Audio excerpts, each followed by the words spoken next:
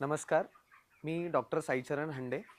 मी नागपूर पशुवैद्यकीय महाविद्यालय कुक्कुटपालन शास्त्र विभागात पदव्युत्तर शिक्षण घेत आहे. आज आपण इथे ब्रॉयलर फार्मिंग म्हणजेच सायंटिफिक पद्धतीने मांस उत्पादनासाठी ज्या आपल्या कोंबड्या वापरतो, त्याचं संगोपन कसं करायचं हे आपण थोडक्यात जाणून घेऊयात. तर आजच्या घडीला आपल्या देशात प्रामुख्यानं रॉस आणि वेंकॉक ह्या 2 जातीच्या कोंबड्या वापरल्या जातात मांस उत्पादनासाठी. आणि आज प्रामुख्यानं फक्त लिटर पद्धत म्हणजेच गादी पद्धतीवर या कोंबड्या आपण यांना पाळतो. या कोंबड्यांचं जे आपलं पाळण्याचं वय आहे, ते आपण 0 दिवसांच्या म्हणजे 1 दिवसांचं पिल्लू आणून 42 दिवसांपर्यंत आपण त्यांना पाळतो. आणि या 42 दिवसात आपण त्यांना 3 प्रकारे त्यांचं खाद्य देतो.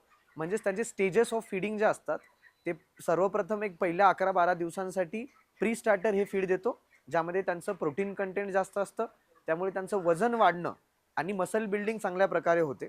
नंतरच्या एक 10-11 दिवसांसाठी म्हणजे 22व्या दिवसापर्यंत आपण त्यांना स्टार्टर हे फीड देतो.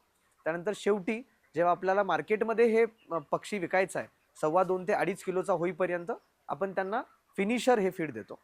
आणि या 42 दिवसात आपण त्यांची रोगप्रतिकार शक्ती वाढली पाहिजे आणि रोग पसरले नाही पाहिजेत त्यांच्यात, म्हणून आपण त्यांना वॅक्सिनेशन करतो. जसं की राणीखेत वॅक्सिनेशन आणि IBD म्हणजेच गंभोरो वॅक्सिन ज्याला आपण म्हणतो, ते आपण वॅक्सिनेशन या ब्रॉयलर्समध्ये करतो.